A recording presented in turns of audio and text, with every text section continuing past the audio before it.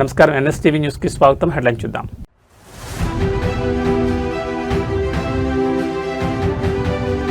Russia వేదికగా AP పారిశ్రామిక ఘర్షణ, అల్యూమినియం దిగ్గజం రుసాల్ సంస్థతో కీలక భేటీ.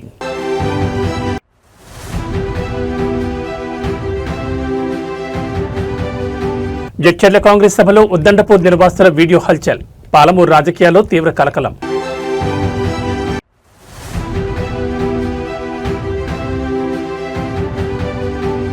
డామన్లో నమో హాస్పిటల్ ప్రారంభం, రిబన్ కట్ చేసి జాతికి అంకితం చేసిన ప్రధాని నరేంద్ర మోడీ.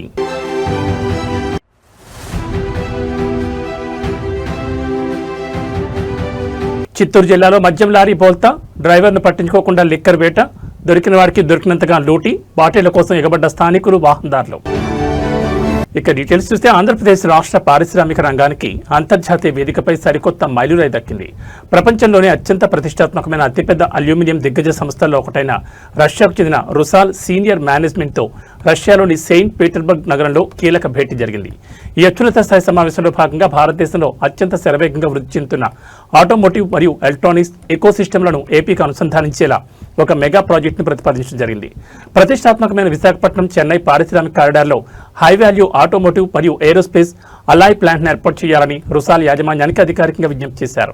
అంతర్జాతీయ పెట్టుబడులను ఆకర్షించడమే లక్ష్యంగా సాగుతున్న ఈ చర్చలో రుసాల్ సంస్థ ప్రతినిధులకు ఆంధ్రప్రదేశ్లోని భౌగోళిక మరియు మౌలిక సదుపాయాల లభ్యతను అద్భుతంగా వివరించారు. ముఖ్యంగా విశాఖపట్నం చెన్నై ఇండస్ట్రియల్ కారిడార్లో అలాయ్ ప్లాంట్ను ఏర్పాటు చేయడం ద్వారా దేశీయంగా ఉన్న ఆటోమోటివ్ మరియు ఏరోస్పేస్ రంగానికి అవసరమైన అధునాతన లోహ మిశ్రమాలను నేరుగా సరఫరా చేసే వేలుంటుందని స్పష్టం చేశారు. భారతదేశ ఎలక్ట్రానిక్స్ తయారీ మార్కెట్లో ఏపీ ఇప్పటికే ముందంజలో ఉన్నందున రుసాల్ లాంటి అంతర్జాతీయ మైనింగ్ మరియు అల్యూమినియం జెయింట్ ఇక్కడ ప్లాంట్ ఏర్పాటు చేస్తే ఇది ఇరు పక్షాలకు అత్యంత లాభదాయకంగా మారుతుందని చర్చల్లో ప్రముఖంగా ప్రస్తావించారు. ఏపీ ప్రతిపాదనల పట్ల రుసాల్ సీనియర్ మేనేజ్మెంట్ సానుకూలంగా స్పందించినట్టు తెలుస్తోంది. రష్యా వేదికగా జరిగిన ఈ గ్లోబల్ బిజినెస్ మీట్ సక్సెస్ కావడం పట్ల ఏపీ పారిశ్రామిక వర్గాలు హర్షం వ్యక్తం చేస్తున్నాయి. ఈ మెగా ప్లాంట్ గనుక కార్యరూపం దాలిస్తే ఏపీ మెటలర్జీ, ఏరోస్పేస్ రంగాల్లో సరికొత్త రికార్డులు సృష్టించడం ఖాయంగా కనిపిస్తోంది.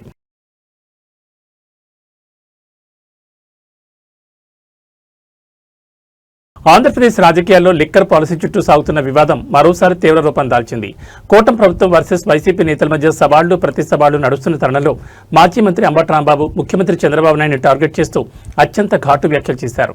గత 2014-19 మధ్యకాలంలో చంద్రబాబు తన సిండికేట్ల ద్వారా రాష్ట్రంలో వేలాది ప్రైవేట్ దుకాణాలు, బెల్ట్ షాపులను నడిపించి ఏకంగా 25,000 కోట్ల మేర భారీ స్కామ్కు పాల్పడ్డారని అంబటి ఆరోపించారు.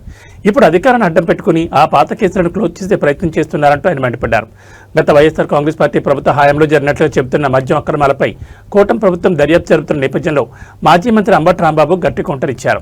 నాడు 2014-2019 మధ్యకాలంలో టీడీపీ నేతలు సిండికేట్లుగా మారి ఎంఆర్పీ కంటే ఎక్కువ ధరలకు మద్యం అమ్ముతూ పర్మిట్ రూమ్ల పేరిట దోపిడీకి పాల్పడ్డారని ఆయన ధ్వజమెత్తారు. తమ వైఎస్ఆర్సీపీ ప్రభుత్వం అధికారంలో ఉన్నప్పుడు ప్రభుత్వం ఆధ్వర్యంలోని ఎంతో పారదర్శకంగా మద్యం విధానం నడిపించామని స్పష్టం చేశారు. తప్పులన్నీ తానే చేసి ఇప్పుడు ఆ కేసుల నుంచి తప్పించుకోవడం చూస్తూ తమపై తప్పుడు ఆరోపణలు చేయడం చంద్రబాబుకి చెల్లిందంటూ అంబటి రాంబాబు తీవ్రస్థాయిలో విరుచుకుపడ్డారు. అంబటి రాంబాబు చేసిన వ్యాఖ్యలపై అధికార తెలుగుదేశం మరియు కూటమి నేతలు సైతం అంతే వేగంగా స్పందిస్తున్నారు. గత ప్రభుత్వ హయాంలో జరిగిన లిక్కర్ మాఫియా దందా త్వరలోనే పూర్తిగా బయటపడుతుందని, అందువల్లే వైసీపీ నేతలు భయంతో ముందస్తుగా ఇలాంటి తప్పుడు ఆరోపణలు చేస్తున్నారని కౌంటర్ ఇస్తున్నారు.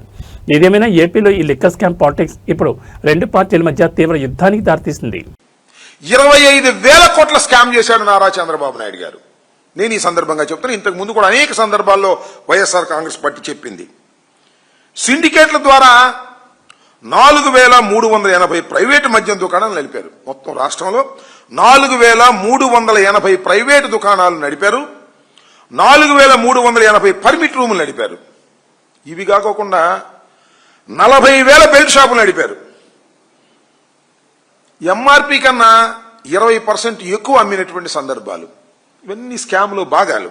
ఈ విధంగా సుమారుగా 25,000 కోట్ల రూపాయలు ఆర్జించి స్కామ్ చేసినటువంటి ఘనత 2014-19లో చంద్రబాబు నాయుడు గారికి దక్కుతుంది. ఇవాళ మా మీద ఈ కార్యక్రమాలు చేస్తున్నాడు. మేము స్కామ్ లేకపోయినా స్కామ్ ఉందని చెప్పి సృష్టించి ఏదో ఇబ్బంది పెట్టాలి పొలిటికల్ గా అనేటువంటి ప్రయత్నం చేస్తున్నాడు.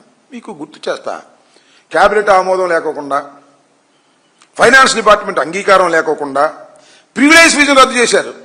ఆ రోజుల్లో 2014-19లో ప్రివిలేజ్ ఫీజును రద్దు చేసి డిస్టిలరీలకు 5,200 కోట్ల రూపాయల లాభం కలిగే విధంగా చేశారు. రాష్ట్ర ప్రభుత్వ ఖజానాకి 5,200 కోట్ల రూపాయలు నష్టం జరిగే విధంగా చేశారు. కిక్ బ్యాక్స్ కొట్టేశాడు చంద్రబాబు నాయుడు గారు. వాళ్ళ అబ్బాయి కిక్ బ్యాక్ కొట్టేసి స్కామ్కు పాల్పడి ఇవాళ మమ్ములు అనేటువంటి పరిస్థితికి ఇవాళ దిగజారిపోయారు.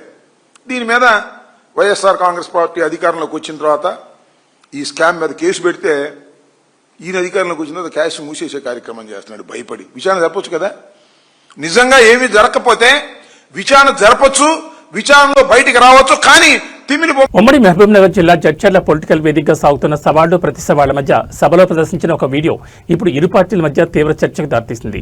జడ్చర్ల బహిరంగ సభలో అధికార కాంగ్రెస్ శ్రేణులు విడుదల చేసిన ఒక ప్రత్యేక వీడియో సభకు వచ్చిన వేలాది మంది ప్రజలను ఆలోచించడమే కాకుండా తీవ్ర ఉద్వేగానికి గురిచేసింది. గత బీఆర్ఎస్ ప్రభుత్వ హయాంలో పాలమూరు రంగారెడ్డి ఎత్తిపోతల పథకంలో భాగమైన ఉద్దండపూర్ ప్రాజెక్టు కింద తమ సర్వస్వాన్ని కోల్పోయిన నిర్వాసితుల కన్నీటి గాథలను ఈ వీడియోలో పొందుపరిచారు. ఉద్దండపూర్ రిజర్వాయర్ నిర్మాణంలో వేలాది ఎకరాల భూములు, ఇళ్లు కోల్పోయిన స్థానిక రైతాంగం ఎదుర్కొన్న కష్టాలను ఈ వీడియోలో క్లియర్ కట్ గా చూపించారు.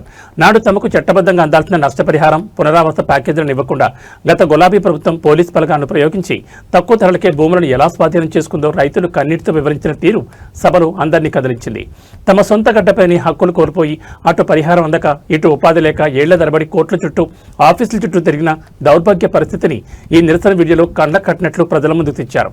జడ్చర్ల సభలో ఈ వీడియో ప్లే కావడంతో కాంగ్రెస్ శ్రేణులు బీఆర్ఎస్ టార్గెట్ గా పొలిటికల్ అటాక్ ముమ్మరం చేశాయి.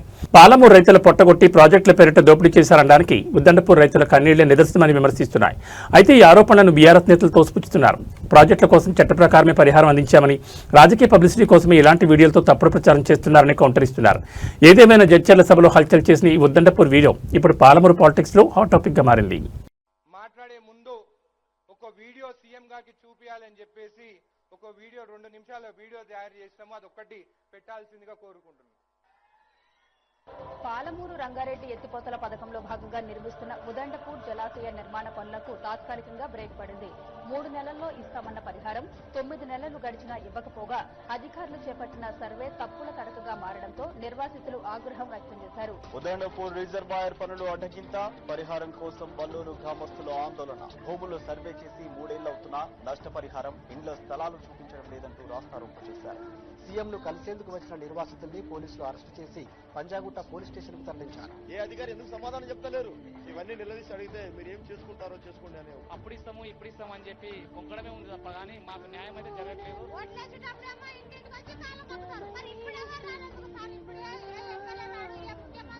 మేము ఎట్లాగా అయితే కానీ పిల్లల జలాలు తెచ్చుకోతారు, ఇంజన్ చేయరు జనాలు.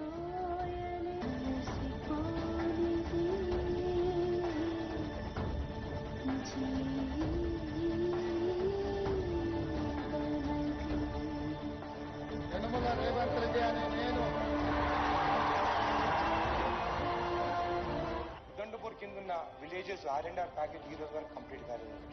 2022 అధ్యక్ష అవార్డ్ పాస్ అయినా కానీ కూడా వాళ్ళకి ఈ రోజుకి ప్లాట్ చేయలేదు, షిఫ్టింగ్ కాలేదు, ₹1 కూడా వాళ్ళకి చెందలేదు అధ్యక్ష. తప్పనిసరిగా ఈ శాసనసభ కాలంలో పాలమూరు రంగారెడ్డి పూర్తి చేసి 12 లక్షల ఎకరాలకి నీళ్లు ఇస్తామని చెప్పి నేను సభాముఖంగా మనం చేస్తున్నా. పాలమూరు రంగారెడ్డి లిఫ్ట్ ఇరిగేషన్ సంబంధించి సంపూర్ణంగా ఈ 5 సంవత్సరాలు పూర్తి చేసి నీళ్లు అందించడమే మా అందరి ముందు లక్ష్యం. దాన్ని పూర్తి చేస్తాం. మా అనిరుద్ధ్ రెడ్డి అడిగితే ఈ రోజు అన్ని ప్రాజెక్టులకు సంబంధించి పాలమూరు రంగారెడ్డి ఎత్తిపోతల, Kalwakurthy project, Bhima project, Koilsagar project, Nettempadu project. Telangana రాజకీయం ఒక్కసారిగా ఉమ్మడి మహబూబ్ నగర్ జిల్లా వేదికగా వేడెక్కింది. ప్రత్యర్థి పార్టీ బీఆర్ఎస్ లక్ష్యంగా ముఖ్యమంత్రి రేవంత్ రెడ్డి చేసిన సంచలన వ్యాఖ్యలు ఇప్పుడు సోషల్ మీడియాలో పొలిటికల్ సర్కిల్స్ లో మారిమోగిపోతున్నాయి. తన సొంత గడ్డ అయిన పాలమూరు రీజియన్లో రాబోయే రోజుల్లో గులాబీ పార్టీకి స్థానం లేకుండా చేస్తానని ఆయన అత్యంత ఘాటుగా సవాల్ విసిరారు. పాలమూరులో ఒక బీఆర్ఎస్ ఎమ్మెల్యేను కూడా గెలవనివ్వను, జిల్లాలో ఆ పార్టీ జెండాది మరి కూలిపోవాలి అంటూ రేవంత్ రెడ్డి చేసిన ఓపెన్ స్టేట్మెంట్ ఇప్పుడు తెలంగాణ రాజకీయాల్లో పెను సంచలనంగా మారింది. ఉమ్మడి మహబూబ్నగర్ జిల్లా రాజకీయాలపై పట్టు సాధించేందుకు కాంగ్రెస్ బీఆర్ఎస్ పార్టీల మధ్య చాలా రోజులుగా పంతాలు పట్టింపులు నడుస్తున్నాయి. ఈ క్రమంలోని జిల్లాలో పర్యటించిన ముఖ్యమంత్రి రేవంత్ రెడ్డి గత ప్రభుత్వ వైఫల్యాన్ని ఎండగడుతూనే బీఆర్ఎస్ క్యాడర్ను తీవ్రస్థాయిలో హెచ్చరించారు. రాబోయే ఎన్నికల నాటికి పాలమూరు మట్టిలో గులాబీ జెండా కనిపించకుండా చేస్తామని, ఇక్కడ నియోజకవర్గాల్లో ఒక్క బీఆర్ఎస్ అభ్యర్థిని కూడా అసెంబ్లీ గేట్ తాకనివ్వనని ధీమా వ్యక్తం చేశారు. ఊరూరా ఉన్న బీఆర్ఎస్ జెండా దిమ్మలను కాంగ్రెస్ సునామీతో కూల్చేస్తామని రేవంత్ రెడ్డి పలికిన డైలాగ్ను కాంగ్రెస్ శ్రేణుల్లో సరికొత్త జోష్ నింపగా బీఆర్ఎస్ వర్గాల్లో తీవ్ర ఆగ్రహాన్ని రేకెత్తిస్తున్నాయి. సీఎం రేవంత్ రెడ్డి చేసిన ఈ వ్యాఖ్యలపై బీఆర్ఎస్ ముఖ్య నేతలు సైతం అంతేఘాటుగా స్పందిస్తున్నారు. పాలమూరు గడ్డ ఎప్పుడు కేసీఆర్కి మరియు బీఆర్ఎస్ పార్టీకి అండగా నిలిచిందని రేవంత్ రెడ్డి పగటి కలల కన్నా మానుకోవాలని కౌంటర్ ఇస్తున్నారు. ఏదేమైనా రేవంత్ రెడ్డి వర్సెస్ బీఆర్ఎస్ నేతల సభలతో ఉమ్మడి మహబూబ్నగర్ జిల్లా పాలిటిక్స్ ఇప్పుడు పీక్స్ కు చేరాయి. ఈ వేలాది మంది సాక్షిగా పాలమూరు బిడ్డగా చంద్రశేఖరరావు రాసి పెట్టుకొని డైరీలో పాలమూరు జిల్లాలని జెండాను ఎగరనీయం, గద్దెలు దిగాలే, దిమ్మెలు గూలాలే, ఈ పాలమూరు గడ్డ మీద నీ గుర్తు అనేది ఇక మర్చిపో, నీ గుర్తు నీ ఎమ్మెల్యే అనేది గతమే, భవిష్యత్తులో ఒక్కరిని కూడా గెలవని అని. ఇవాళ ఈ బిడ్డలకు అన్ని కష్టాలు తీరవడానికి ఈ వేదిక మీద ఉన్న మేమందరం ఉన్నాం. దేశవ్యాప్తంగా మౌలిక వసతుల కల్పనతో పాటు పేద మధ్యతరగతి ప్రజలకు నాణ్యమైన వైద్యాన్ని అందుబాటులోకి తెచ్చే క్రతువులో కేంద్ర ప్రభుత్వం మరో కీలక అడుగు వేసింది.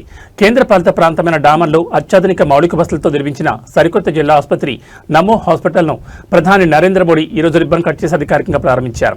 స్థానిక ప్రజలకు మెరుగైన నాణ్యమైన ఆరోగ్య సేవలను మరింత చేరువ చేయడమే లక్ష్యంగా ఈ సూపర్ స్పెషాలిటీ స్థాయి జిల్లా ఆసుపత్రిని కేంద్ర ప్రభుత్వం తీర్చిదిద్దింది. డామన్ అండ్ డయ్యూ పరిధిలో గల పేద ప్రజలు గతంలో పెద్ద వైద్యం కోసం పక్క రాష్ట్రాలపై ఆధారపడాల్సి వచ్చేది. ఈ సమస్యకు శాశ్వత పరిష్కారం చూపుతూ కేంద్ర ప్రభుత్వం ఈ అత్యాధునిక హాస్పిటల్ నిర్మించింది. ఈ ఆసుపత్రి అందుబాటులోకి రావడం ద్వారా ప్రతిరోజు దాదాపు 1500 మందికి పైగా ఓపీడీ రోగులకు అత్యుత్తమ వైద్య సేవలు అందనున్నాయి. ఆసుపత్రిలోని విభిన్న వార్డులు, అత్యాధునిక ఆపరేషన్ థియేటర్లు మరియు డయాగ్నోస్టిక్ సెంటర్లను ప్రధాని మోడీ స్వయంగా పరిశీలించి అక్కడ ఏర్పాటు చేసిన వైద్య సదుపాయాలపై సంతృప్తిని వ్యక్తం చేశారు. రాబోయే రోజుల్లో ఈ ప్రాంత హెల్త్ ప్రొఫైల్ను మార్చడంలో నమో హాస్పిటల్ కీలక పాత్ర పోషించనుంది. దేశంలోని ప్రతి పౌరుడికి తక్కువ ఖర్చుతో కూడిన కార్పొరేట్ స్థాయి వైద్యం అందించడమే తమ ప్రభుత్వ ధ్యేయమని ఈ సందర్భంగా ప్రధాని మోడీ స్పష్టం చేశారు. డామన్, దాద్రా నగర్ హవేలీ ప్రాంతాల రూపురేఖలు మారుస్తూ కేంద్ర ప్రభుత్వం అందిస్తున్న ఈ సరికొత్త ఇన్ఫ్రాస్ట్రక్చర్ గిఫ్ట్ పట్ల స్థానిక ప్రజల నుంచి పండగ వాతావరణం వ్యక్తమవుతోంది.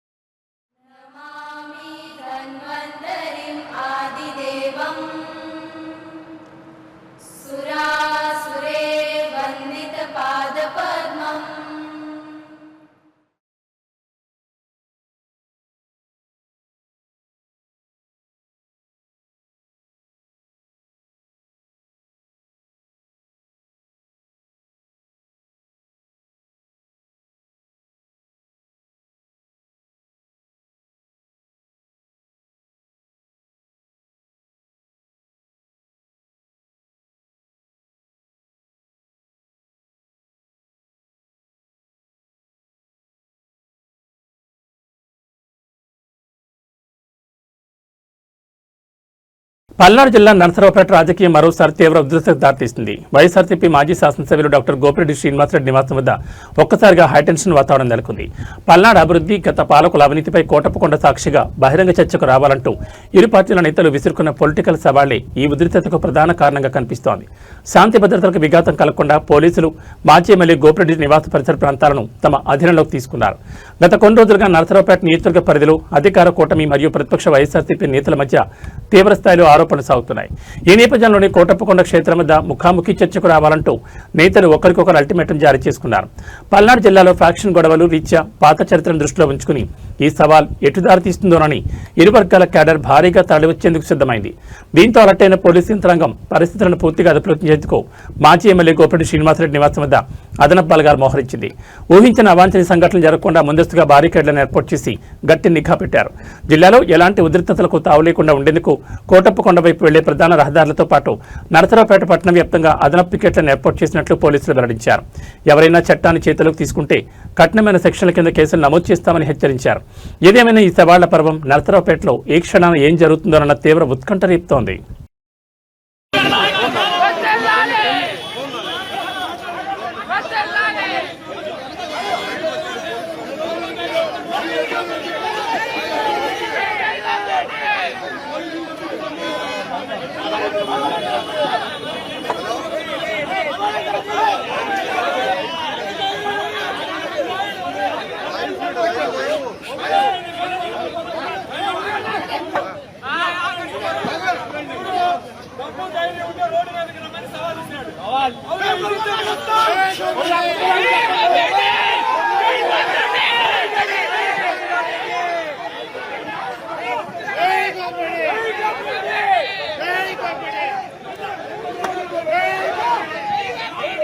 చిత్తూరు జిల్లాలో మందిబాబులకు ఊహించని రీతిలో అదృష్టం కలిసొచ్చింది. రోడ్డుపై వెళ్తున్న ఒక లారీ బోల్తా పడ్డమే ఆలస్యం.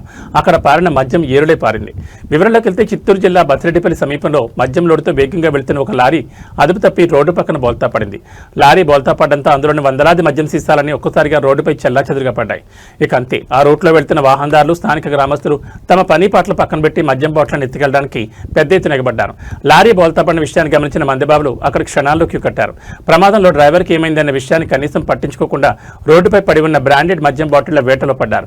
దొరికిన కాడికి దొరికినంత అన్నట్లుగా కొందరు ఏకంగా బాక్సుల కొద్ది లిక్కర్ను బైకులపై వేసుకుని పారిపోగా, మరికొందరు తమ లుంగీలు, టవళ్లను మూటలుగా మార్చి సీసాలు దోచుకెళ్లారు. ఈ హడావుడిలో పురుషులతో పాటు మహిళలు సైతం మద్యం సీసాల కోసం ఎగబడ్డం అక్కడున్న కెమెరాలో రికార్డ్ అయింది. చూస్తుండగానే నిమిషాల వ్యవధిలో లారీలోని సగానికి పైగా మద్యం స్టాక్ మాయమైపోయింది. రోడ్డుపై ట్రాఫిక్ జామ్ కావడం, మద్యం లూటీ జరుగుతుండటంతో సమాచారం అందుకున్న పోలీసులు తక్షణమే రంగప్రవేశం చేశారు.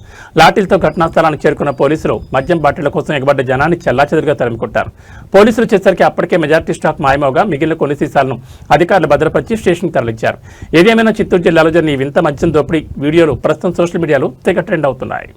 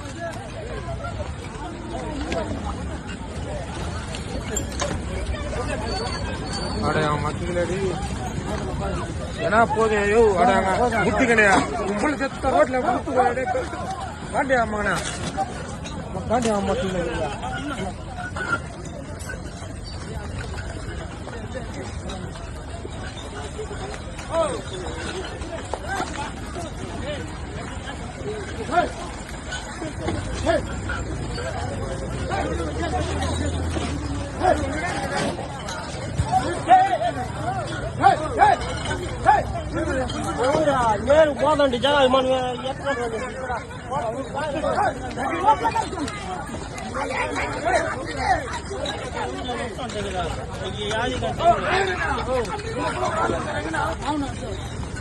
சாப்பிட முடியும்ண்ணா ஒத்தனா இவ்வளோ நான் வரத 6 மணி நேரம் கண்ட்ரோல் பண்ணனா நான் என்ன பண்றது சொல்லு யாரும் அவன் வரலையே அவனை கம்ப்ளைண்ட் பண்ண வரமாட்டானுங்க நான் தேவையில்லாம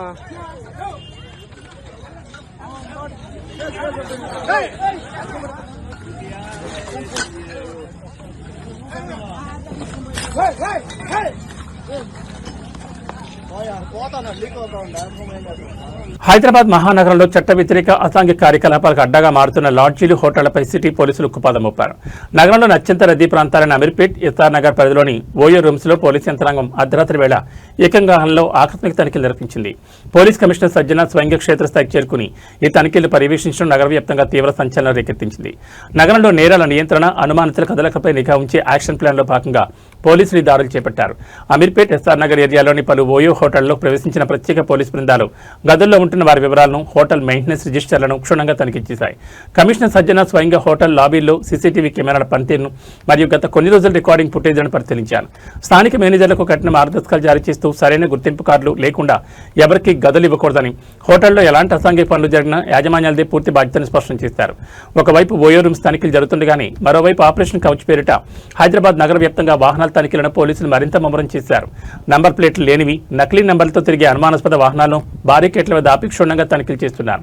నగర ప్రజల రక్షణ ప్రథమ ప్రాధాన్యతగా సిటీ పోలీస్ విభాగం తీసుకుంటున్న ఈ పకడ్బందీ చర్యలపై సామాన్యుల నుండి హర్షం వ్యక్తమవుతోంది.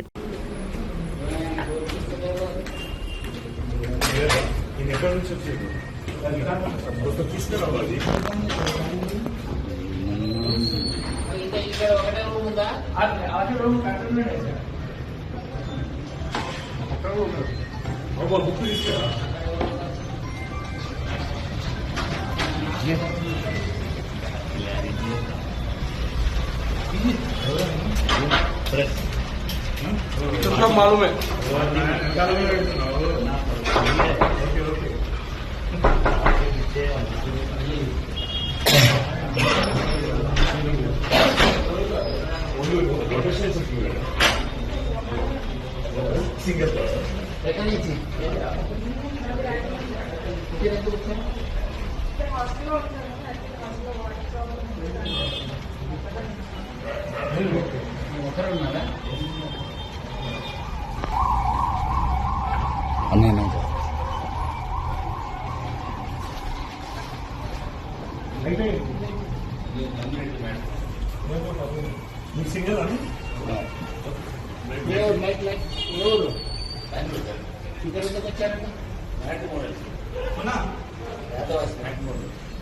తెలంగాణలో లా లేదు, ఆర్డర్ లేదు, శాంతి భద్రతలు పూర్తిగా గాల్లో కలిసిపోయామంటూ ప్రతిపక్ష పార్టీలు ప్రభుత్వంపై తీవ్రస్థాయిలో విరుచుపడుతున్నాయి. ముఖ్యమంత్రి రేవంత్ రెడ్డి హోంశాఖ మంత్రిగా బాధ్యతలు చేపట్టిన తర్వాత రాజధాని హైదరాబాద్లో నేరాలు, దారుణ హత్యల సంఖ్య రోజురోజుకు పెరిగిపోతుందని ఆందోళన వ్యక్తమవుతోంది. ఇటీవల సికింద్రాబాద్ కంటోన్మెంట్ నియోజకవర్గం సంజీవి నగర్లో గంజాయి ముఠా చేతిలో దారుణంగా హత్యకు గురైన యువకుడు శ్రవణ్ కుటుంబాన్ని బీఆర్ఎస్ నేత డాక్టర్ మన్నీర్ కృష్ణాంక్ పరామర్శించారు. 4 రోజుల క్రితం సంజీవి నగర్లో శ్రవణ్ అనే యువకుడిని గంజాయి తాగిన కొందరు దుండగులు దారుణంగా కత్తితో పొడిచి చంపారు. అయితే ప్రమాదం ముందే పొంచి ఉందని గ్రహించిన కుటుంబ సభ్యులు ఘటన జరిగిన రాత్రి 11:28 డయల్ 100కు ఫోన్ చేసినా పోలీసులు రావడానికి ఏకంగా 40 నిమిషాల సమయం పట్టిందని బాధితులు కన్నీరు మున్నీరవుతున్నారు. నిందితులంతా పాత నేరస్తులైనప్పటికీ సివిల్ పోలీసులకు వారిపై ఎలాంటి నిఘా లేకపోవడం గమనార్హం. పైగా హత్య కొద్ది రోజుల ముందే ఎక్సైజ్ పోలీసులు నిందితుల ఇళ్లలో సోదాలు చేసి గంజాయి సీజ్ చేసిన ఆ సమాచారం స్థానిక పోలీసులకు తెలియకపోవడం గమనార్హం. 100 కోట్లతో నిర్మించిన కమాండ్ కంట్రోల్ సెంటర్ ఉన్నప్పటికీ ఎక్సైజ్, సివిల్ పోలీసుల మధ్య సమన్వయ లోపం ఈ ఘోరానికి కారణమైందంటూ బీఆర్ఎస్ నేతలు తీవ్రంగా మండిపడుతున్నారు. నగరంలో నేరాల పరంపర ఇంతటితో ఆగలేదు. ఇటీవల డీజీపీ ఆఫీసుకు కేవలం కిలోమీటర్ దూరంలో ఉన్న మాసబ్ ట్యాంక్ పరిధిలో సీనియర్ హైకోర్టు అడ్వకేట్ ఖాజా మొయిజుద్దీన్ను ల్యాండ్ వివాదాల నేపథ్యంలో ఎస్యూవీ కారుతో దారుణంగా గుద్ది చంపడం కలకలం రేపింది. అటు కరీంనగర్లోని పీఎంజీ జ్యువెలరీ షాప్లోకి దుండగులు తుపాకులతో ప్రవేశించి కాల్పులు జరిపి మరీ దోచుకెళ్లిన ఘటన రాష్ట్ర వ్యాప్తంగా సంచలనం సృష్టించింది. గత కేసీఆర్ ప్రభుత్వ హయాంలో 10 నుంచి 12 లక్షల సీసీటీవీ కెమెరాలు, పెట్రోలింగ్ వాహనాలు, షీ టీమ్స్తో శాంతి భద్రతలను కంటికి రేపలా కాపాడితే నేడు గంజాయి, డ్రగ్స్ ముఠాల భయంతో కాలనీ వాసులే సొంతంగా సీసీ కెమెరాలు పెట్టుకోవాల్సిన దౌర్భాగ్య పరిస్థితి వచ్చిందని విమర్శలు వెలువెత్తుతున్నాయి. ఈరోజు సంజీవయ్య నగర్లో గత 5 రోజుల క్రితం దారుణ హత్యకు గురైన శ్రావణ్ అనే యువకుడి కుటుంబాన్ని పరామర్శించడం కోసం నేను, సికింద్రాబాద్ ఇన్ఛార్జ్ అనే కిషన్ గారు, మిగతా సీనియర్ నాయకులందరూ కూడా ఇక్కడ రావడం జరిగింది. చాలా బాధగా ఉంది. మరి హైదరాబాద్ నగరం నడిబొడ్డున ఇంత ఘోరమైన దుర్మార్గం జరగడం, అది రాత్రి 11:30 వీళ్ళు మృతుడు ఎవరైతే ఉన్నారో మృతుడు ఇంటి ఎదురుగానే ఉండే వ్యక్తి, అదేవిధంగా నేర చరిత్ర ఉన్న వ్యక్తి, అందుకొరకు నేను ఈ మాట చెప్తున్నాను. అదేవిధంగా ఆ మృతుడి ఎవరైతే దోస్తులు ఉన్నారో వాళ్ళు కూడా నేర చరిత్ర ఉన్న వ్యక్తులే. ఒకతను దాదాపుగా 3-4 కేసుల్లో జైలుకు పోయించిన వ్యక్తి. ప్రధాన నిందితుడు ఎవరైతే ఉన్నారో నిఖిల్ అనే వ్యక్తి, అతను కూడా అటెంప్ట్ మర్డర్ కేసులో జైలుకు పోయించిన వ్యక్తి. లేకపోతే గంజాయి తాగే వాళ్ళను పట్టుకొని వాళ్ళకు కౌన్సిలింగ్ ఇచ్చిన విషయము స్థానిక మారేడుపల్లి పోలీసులకు తెలియదు. చూడండి విచిత్రం. అంటే రాష్ట్రంలో ఉండే 2 ఎన్ఫోర్స్మెంట్ డిపార్ట్మెంట్స్ ఏవైతే ఉన్నాయో, ఎక్సైజ్ పోలీసు మరియు law and order police, civil police, ఈ రెండింటి మధ్యలో కూడా స్పష్టంగా కోఆర్డినేషన్ లేదు. ఎక్సైజ్ పోలీసు వాళ్ళు వచ్చి ఈ నిందితుడిని తీసుకొని పోయి ఎగ్జామిన్ చేస్తారు. ఎగ్జామిన్ చేసిన తర్వాత వదిలేస్తారు. కాలం నెంబర్ 9, కాలం నెంబర్ 15లో చాలా క్లియర్గా రాసిండ్రు. అమ్మాయిలు బయట వాక్ చేస్తుండగా మరి వీళ్ళందరికీ గొడవ అయింది. అమ్మాయిలను ఇష్టం వచ్చినట్టు కూడా అసభ్యంగా ప్రవర్తించినందు వల్లనే ఈ గొడవ స్టార్ట్ అయింది అనేది చాలా క్లియర్గా అందులో రాసిండ్రు. మరి పోలీసు వాళ్ళు ఏం చేస్తున్నారు? అది మొదటిది. ఇక తర్వాత విషయం ఏంటయ్యా అంటే 11:28 బాధితుడి కుటుంబం అంటే మృతుడి కుటుంబంలో ఒకరు డయల్ 100 కాల్ చేస్తారు. అయ్యా డీజీపీ గారు దయచేసి వినాలి మీరు మాట. మర్డర్ అయిన తర్వాత మర్డర్ అయిన 15 నిమిషాలకు పోలీసు వాళ్ళు వస్తారు. మరి 11:28 అయితే మృతుడు 12:10 చనిపోతాడు. 12:30 ఎంతకు 15 నిమిషాలకు 20 నిమిషాలకు పోలీసు వాళ్ళు వస్తారు. అంటే నేరం జరిగిన తర్వాత 15 నిమిషాలకు అక్కడ పోతారు పోలీసు వాళ్ళు, సంఘటన స్థలానికి వస్తారు.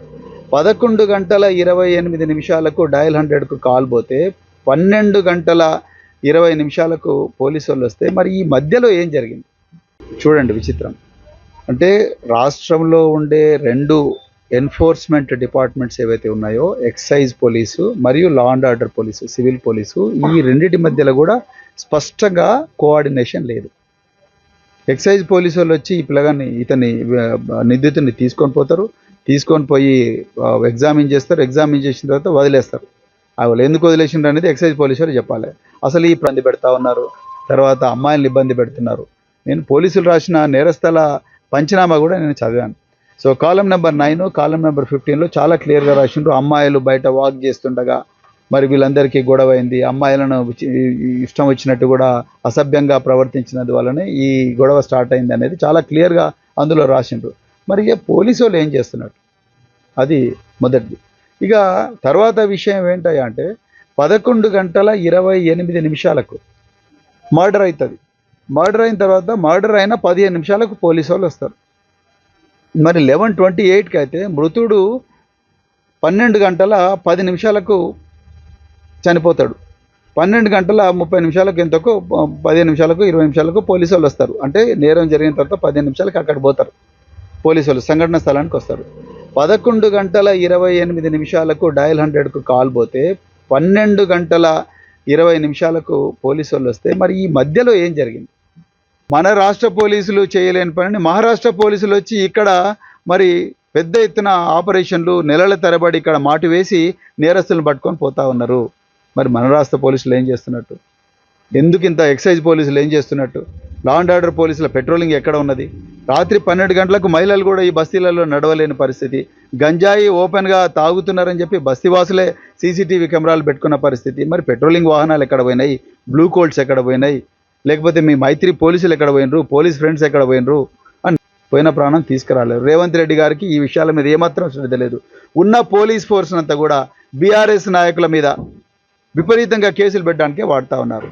ఇక్కడే ఉన్న సికింద్రాబాద్ ఇన్ఛార్జ్ డాక్టర్ మన్నె క్రిషాంక్ గారి మీద దాదాపు 35 కేసులు పెట్టిండ్రు. ఆయన మొన్న 12-15 రోజులు జైల్లో పెట్టిండ్రు. అంటే పోలీసు ఫోర్స్ నంతా కూడా ప్రతిపక్ష పార్టీల మీద పెట్టి వాళ్ళను జైల్లో పెట్టడానికి కోసం వాడి ప్రాణాలు వాళ్ళే కాపాడుకుంటున్న పరిస్థితి ఈరోజు తెలంగాణలో ఉన్నది. మేము చివరిగా ఒక్కటే డిమాండ్ చేస్తున్నాం, ఈ నిందితులు ఎవరైతే ఉన్నారో ఆ నిందితులను మళ్ళీ జైలు నుంచి బయటికి రానియద్దు. అత్యంత ఫాస్ట్గా వాళ్ళ కేసులో ఛార్జ్షీట్ ఫైల్ చేసి వాళ్ళకు బెయిల్ రాకుండా చేసి. బాలీవుడ్ బాక్స్ ఆఫీస్ వద్ద గత కొన్ని రోజులుగా సరైన సక్సెస్ లేక వెలువరిపోయిన థియేటర్లకు సరికొత్త ఆక్సిజన్ అందింది. రీసెంట్ గా ప్రేక్షకుల ముందుకు వచ్చి భారీ వసూలుతో దూసుకుపోతున్న క్రేజీ మూవీ టాలీవుడ్ ఇండస్ట్రీకి సరికొత్త జోష్ తీసుకొచ్చింది. ఈ సినిమా సాధిస్తున్న ల్యాండ్ మార్క్ విజయంపై ప్రముఖ ఫిల్మ్ డిస్ట్రిబ్యూటర్ శశి చేసిన వ్యాఖ్యలు ఇప్పుడు ఫిలిం నగర్ సర్కిల్స్ లో హాట్ టాపిక్ గా మారాయి. పెద్ద సినిమా వచ్చి ప్రతి థియేటర్కు ఆక్సిజన్ ఇచ్చింది. ఇండస్ట్రీ మొత్తానికి అత్యంత అవసరమైన సమయంలో దక్కిన అద్భుతమైన హిట్ ఇది అంటూ శశి చిత్ర యూనిట్ పై ప్రశంసలు జల్లు కురిపించారు. భారీ అంచనాల మధ్య విడుదలైన పెద్ద చిత్రం మొదటి ఆట నుంచే పాజిటివ్ టాక్ తో దూసుకుపోతోంది. ముఖ్యంగా కమర్షియల్ ఎలిమెంట్స్, అదిరిపోయే స్క్రీన్ ప్లేతో ప్రేక్షకులను థియేటర్లకు కట్టిపడేస్తోంది. ఈ విజయంపై డిస్ట్రిబ్యూటర్ శశి మాట్లాడుతుండగా సినిమా ఇండస్ట్రీ కాస్త డల్లగా ఉన్న తరుణంలో ఈ మూవీ పక్కా టైమింగ్లో వచ్చి మళ్లీ పూర్వ వైభవం తెచ్చిందని ఆనందం వ్యక్తం చేశారు. ప్రతి థియేటర్ వద్ద హౌస్ఫుల్ బోర్డులు దర్శనం ఇవ్వడం ఎగ్జిబిటర్లకు పెద్ద రిలీఫ్ ఇచ్చిందని, ఈ తరహా సాలిడ్ కమర్షియల్ సక్సెస్ కోసమే టాలీవుడ్ ఎంతో కాలంగా ఎదురుచూస్తుందని ఆయన స్పష్టం చేశారు. పెద్ద నగరాల నుంచే కాకుండా బీసీ సెంటర్ నుంచి కూడా రికార్డు స్థాయి వసూలు రావడం ఈ సినిమా స్టామినా నిరూపిస్తోంది. ట్రేడ్ వర్గాల సమాచారం ప్రకారం ఈ వీకెండ్లో కూడా పెద్ద సినిమాకు అద్భుతమైన బుకింగ్స్ నమోదవుతున్నాయి.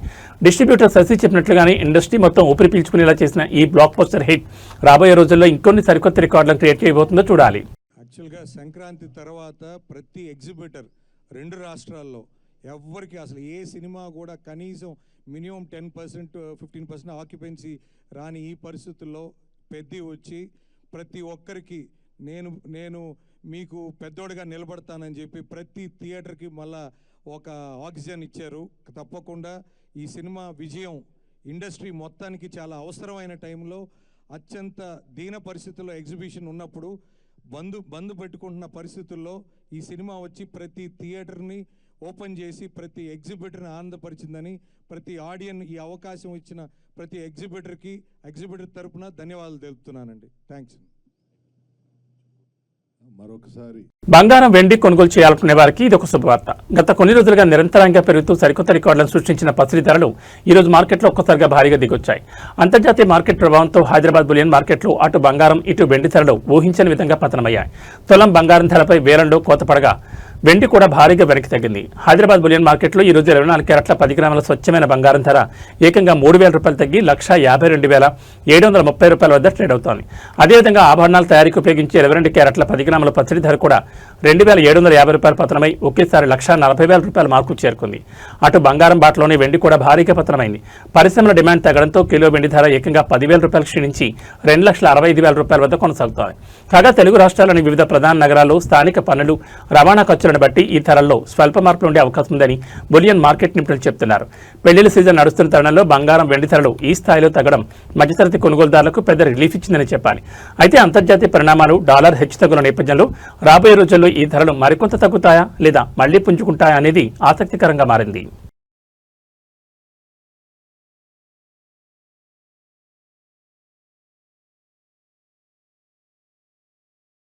ఇక వాతావరణ విషయానికి వస్తే ఎండ తీవ్రతతో అల్లాడుతున్న తెలుగు రాష్ట్రాల ప్రజలకు వాతావరణ శాఖ చల్లని కబురు చెప్పింది. ఎంతో కాలంగా ఎదురుచూస్తున్న నైరుతి రుతుపవనాలు దేశంలో చురుగ్గా కదులుతున్నాయి. ఇప్పటికే కేరళ అంతటా విస్తరించిన రుతుపవనాలు కర్ణాటక, తమిళనాడులోని పలు ప్రాంతాలను తాకి ఇప్పుడు తెలుగు రాష్ట్రాల వైపు వేగంగా అడుగులు వేస్తున్నాయి. వీటి ప్రభావంతో ఆంధ్రప్రదేశ్, తెలంగాణ రాష్ట్రాల్లో త్వరలోనే భారీ నుంచి అతి భారీ వర్షాలు కురిసే అవకాశం ఉందని భారత వాతావరణ శాఖ హెచ్చరించింది. ప్రస్తుత సీజన్ నైరుతి రుతుపవనాలకు కేరళలో అద్భుతమైన ప్రారంభం లభించింది. కేరళను పూర్తిగా కమ్మేసిన వరుణుడు అటు గోవా, మహారాష్ట్రలతో పాటు ఇటు ఏపీ, తెలంగాణలకు విస్తరించేందుకు అనుకూలమైన పరిస్థితులు ఏర్పడ్డాయి. ఈ రుతుపవనాల రాకతో తెలుగు రాష్ట్రాల్లో గంటకి 50 నుంచి 60 కిలోమీటర్ల వేగంతో బలమైన ఈదురుగాలులు వీస్తాయని, ఉరుములు, మెరుపులతో కూడిన భారీ వర్షాలు పడతాయని ఐఎండీ స్పష్టం చేసింది. ముఖ్యంగా ఆంధ్రప్రదేశ్లోని సుదీర్ఘ తీర ప్రాంతాలపై దీని ప్రభావం అత్యధికంగా ఉండబోతోంది. సముద్రం అలజడిగా మారే అవకాశం ఉన్నందున మత్స్యకారులు వేటకు వెళ్లొద్దని అధికారులు ముందస్తు హెచ్చరికలు జారీ చేశారు. రుతుపవనాల విస్తరణ వాటితో అటు అన్నదాతలు ఖరీఫ్ సాగు పనులకు సిద్ధమవుతుండగా ఇటు సామాన్య ప్రజలకు తీవ్రమైన ఉక్కపోత నుంచి ఉపశమనం లభించనుంది. అయితే ఈదురుగాలుల తీవ్రత దృష్ట్యా ప్రజలు అప్రమత్తంగా ఉండాలని అధికారులు సూచిస్తున్నారు.